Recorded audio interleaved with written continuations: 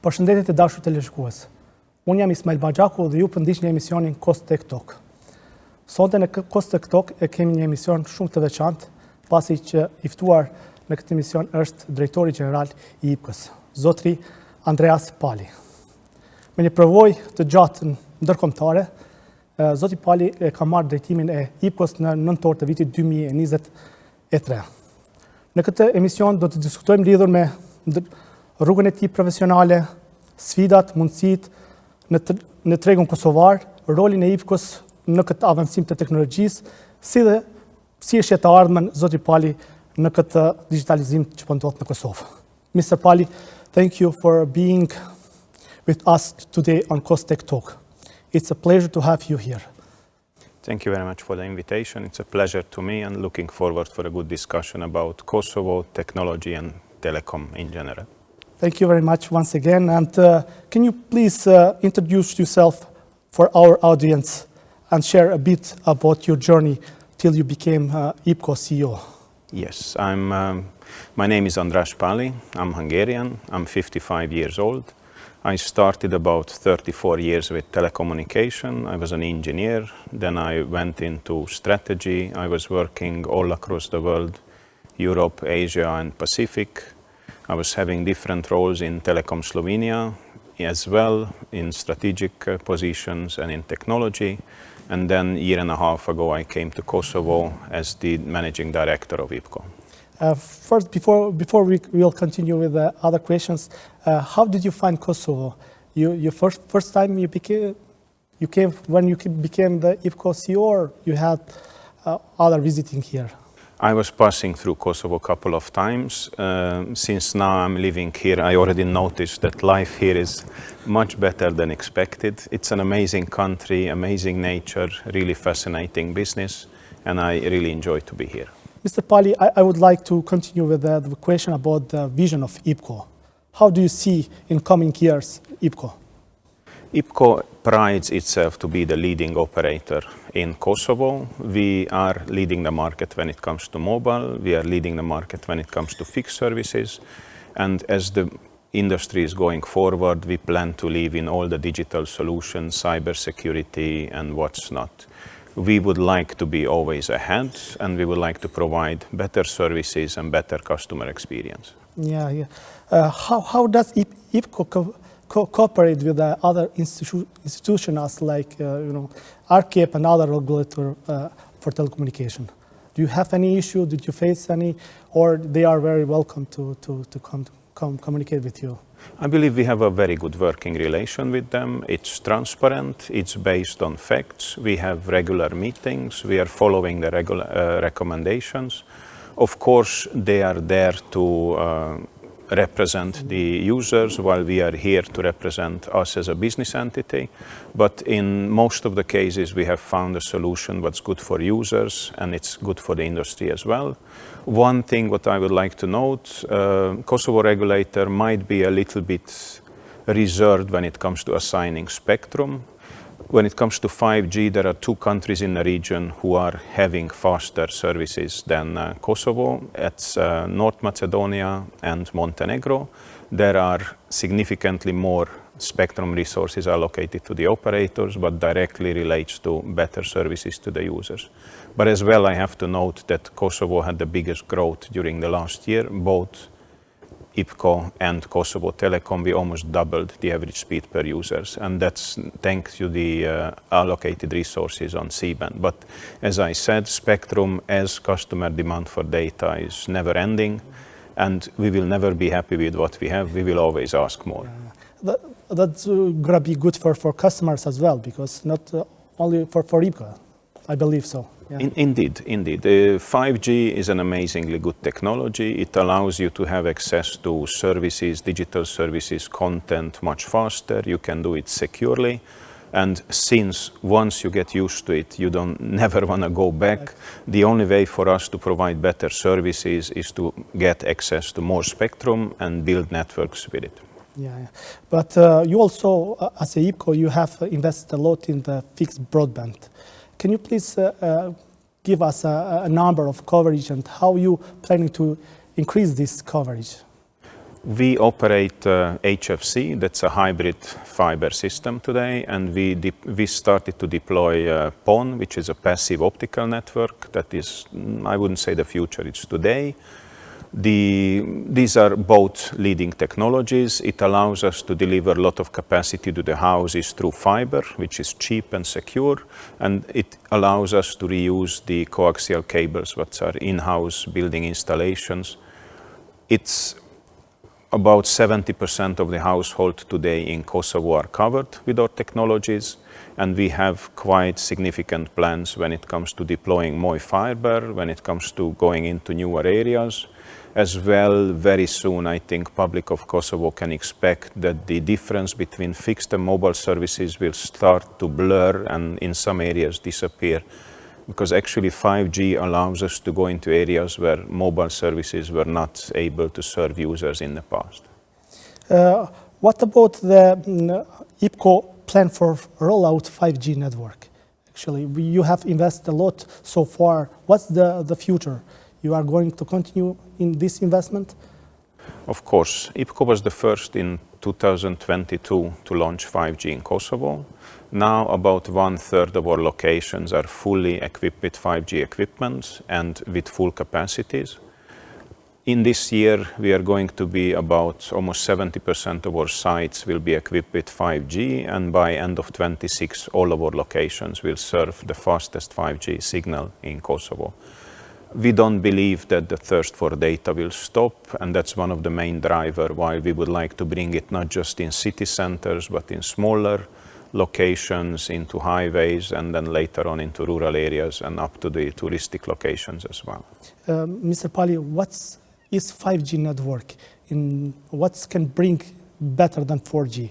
Can you give us, because as infrastructure is ready now, what's going to be added as a value for Kosovo in 5G?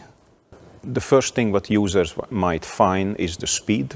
Yeah. Naturally, it's a newer technology and it allows us to provide much better bandwidth to each and every user. But as well, 5G allows us to serve a lot more devices when we are talking about IoT kind of applications, and it allows us to serve industrial applications in a much faster manner. When people are talking about self-driving cars, 5G driven factories, there are a lot of opportunities. We are still evaluating which of these business cases might work in Kosovo, but the one what I believe everyone with a very good phone and access to IPKO network today knows that the network is much faster. And I believe that's one of the things what obviously is going to be a benefit for every user. Actually, based on some report that show the Kosovo last year, probably they outsourcing about 230 million euro based on the outsourcing providing solution for abroad. And this is thanks to IPKO also, because you have invested a lot, and the coverage and the quality of services that you provide, it allows us to compete with other region countries. So it's a very good investment for especially for youth which are going to work on this. So I'm just continue with the other question. How IPKO is leveraging digital transformation, and are there any upcoming services in the innovation that customer can wait for it?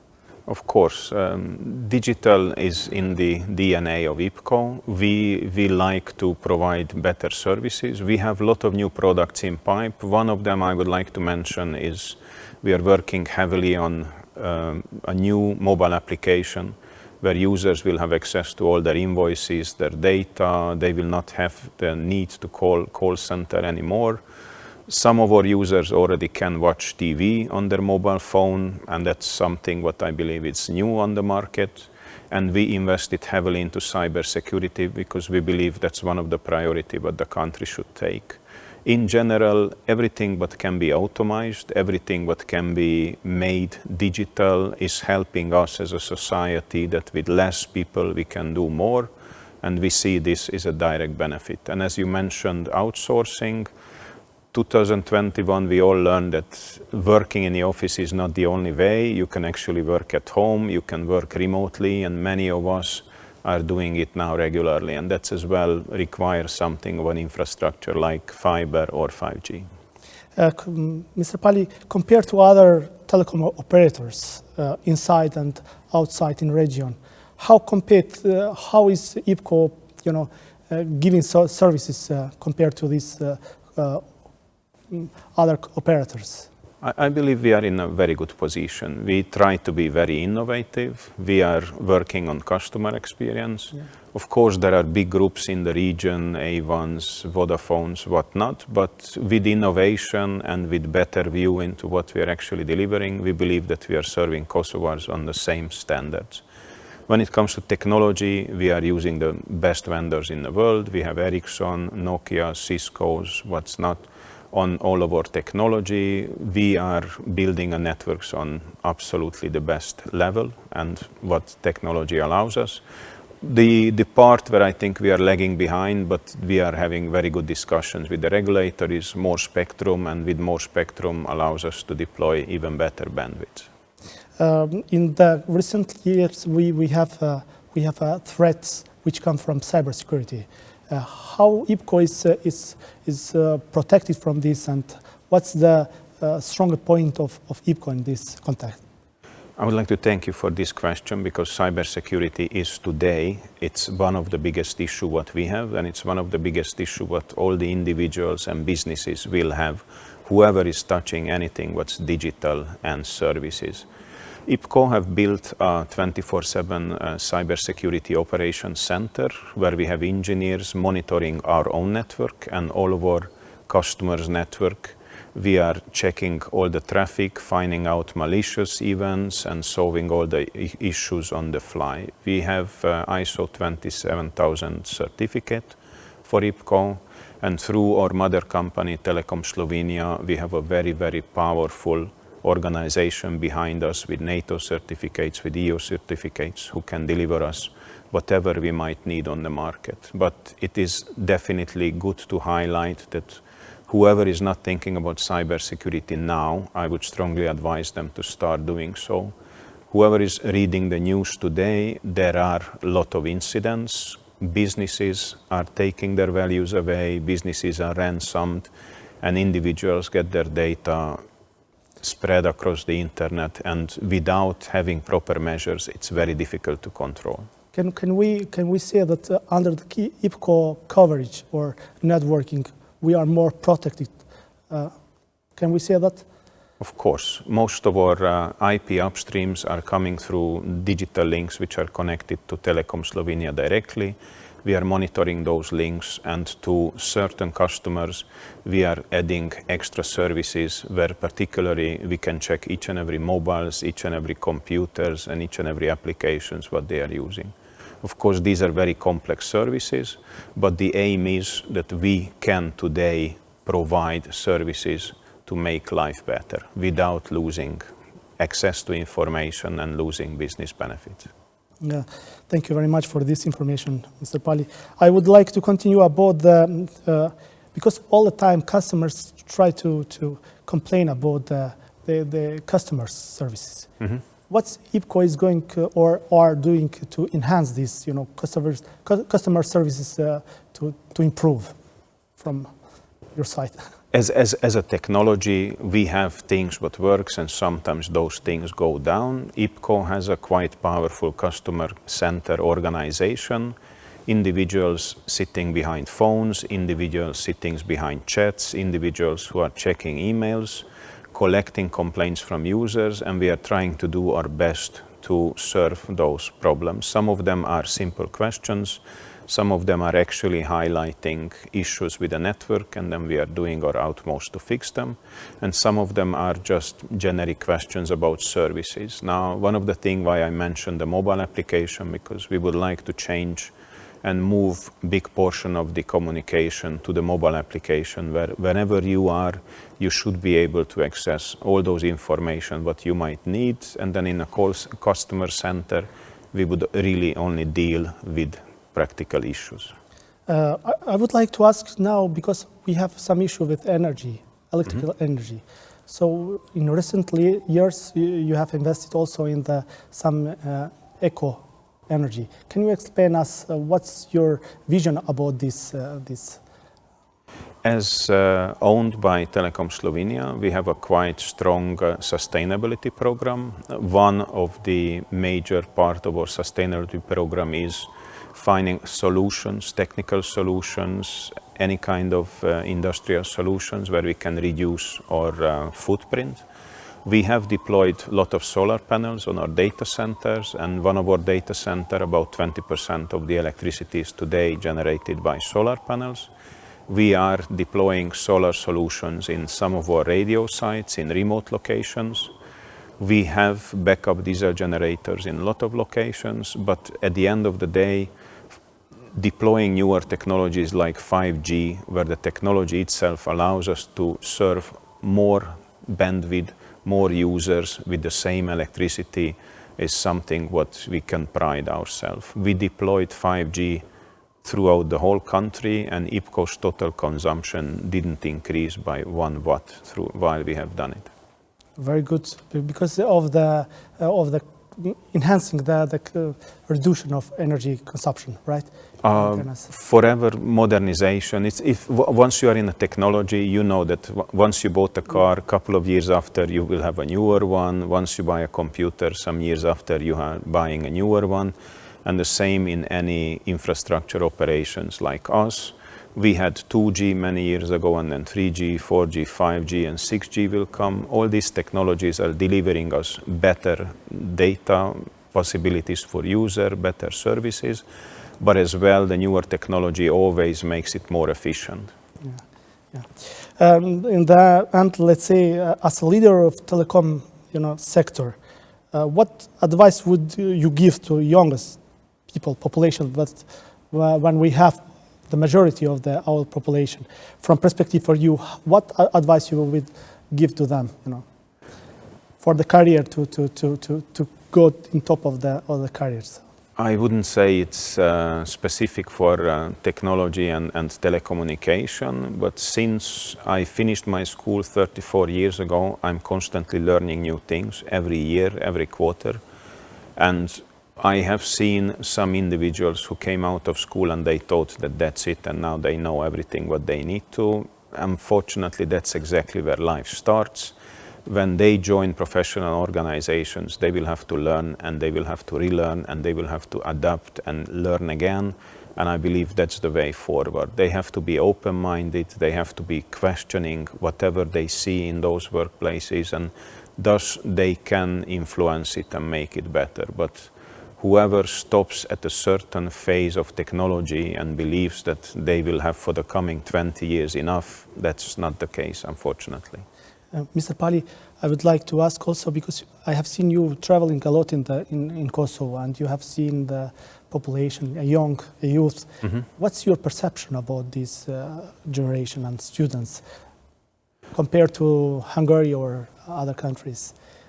I would say I have the same impression. Younger generations are very literate when it comes to digital technologies. You can find any small kids or a bigger one, you give them any digital device, and much faster than me, they can find out how this device works. Just as a personal example, I give my new phones to my daughters, they figure out what's new in it, and then they tell me, because it's for them, it's an everyday thing. For me, it's a bother to read the books. But the adaptability of younger generation is much better than ours, and they pick up all these new technologies. This as well puts a lot of strain on organizations like ours, because people in my age, we have to kind of adapt as well onto new ways of doing work, new processes. They naturally bring different energies, they bring different ways of thinking, and together we make companies and societies go forward. But I have found a lot of great energies in this country. In recent years, I would like to have your opinion about the artificial intelligence and machine learning from a CEO of one company. How you see this new technology in improving the telecom industry? We have deployed some artificial intelligence algorithms in IPKO. We are not I would say we are keeping a safe distance. There is a lot of buzz around artificial intelligence.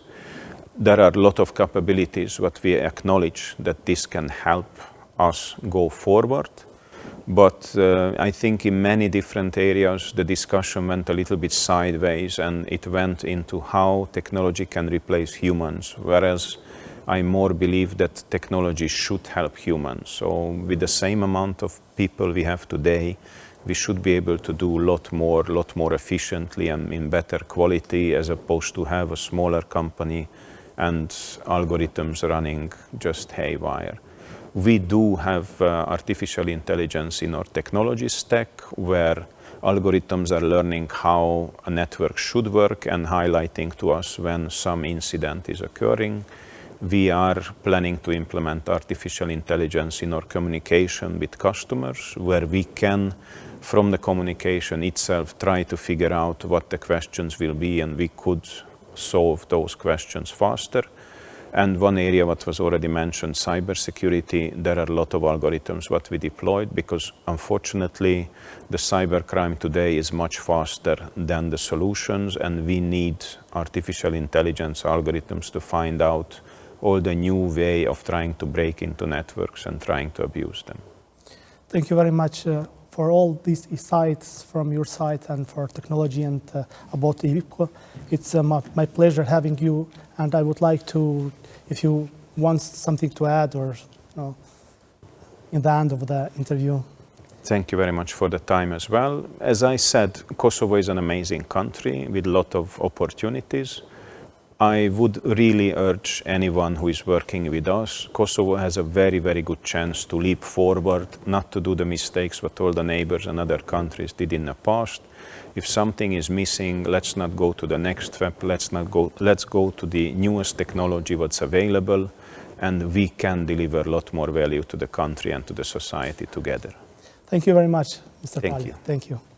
Të dashur televizionist, ju faleminderit shumë për vëmendje. Ky ishte intervista ime e parë në gjuhën angleze dhe me një njerëz me karrierë shumë të gjatë në fushën e telekomunikacionit, zotri András Páli, drejtori i përgjithshëm i IPKOs. Ju faleminderit për vëmendjen dhe mirë u takofshin në emisionin e radhës.